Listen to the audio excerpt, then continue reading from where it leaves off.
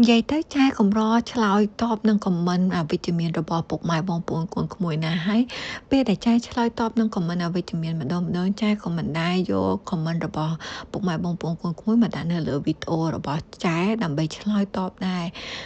និយាយរួមគឺចែអត់ជួយចិត្តអញ្ចឹងណាថ្ងៃនេះចែមកឆ្លើយនឹងខមមិនមួយដែលគាត់ខមមិនថាអ៊ីសេគូឆ្លើយម៉េះអ៊ីចង់សួរទៅក្មួយវិញថាអញ្ចេះមើលត្រង់ណាតែឃើញថាសេគូឆ្លើយ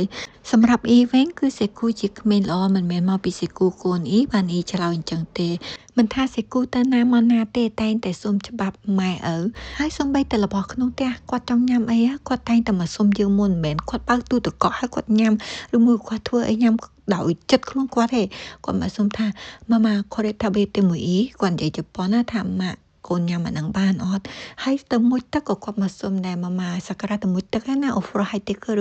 ត់និយាយភាសាជប៉ុនណាហើយពេលបើសិនជាចៃអត់នៅគឺគាត់សុំប៉ាគាត់និយាយរួមឲ្យតអ្នកណានៅក្នុងផ្ទះគឺគាត់សុំអ្នកនឹងគាត់ដែរធ្វើអីតាមទំនើចិត្តខ្លួនឯងនិយាយទៅយើងមិនមែនអ្នកគ្រួសារគេយើងគ្រាន់តែឃើញវីដេអូមកជ្រុងយើងមកកាត់ក្តីថាគេឆ្លើយអញ្ចេះគេឆ្លើយអញ្ចោះនិយាយរួមទៅគឺអត់ត្រូវទេ